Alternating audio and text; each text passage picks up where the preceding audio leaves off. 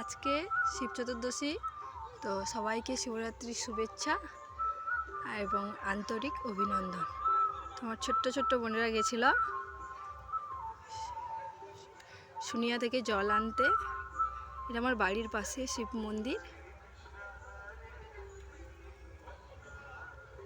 তো জানি আজকে সকালে এখনও চতুর্দশী পাইনি, তাও আমাদের এখানে রবিবারই শিব চতুর্দশী পালন হবে, কারণ সন্ধ্যে থেকে পাচ্ছে। আর আমি শিবরাত্রি ব্রত করেছি।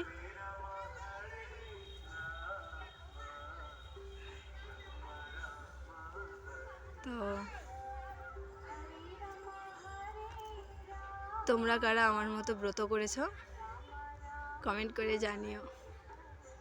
আর তোমাদের কি জল ঢালা আজই হয়েছে না কাল হবে, কমেন্ট করে অবশ্যই জানিও। চলো টাটা।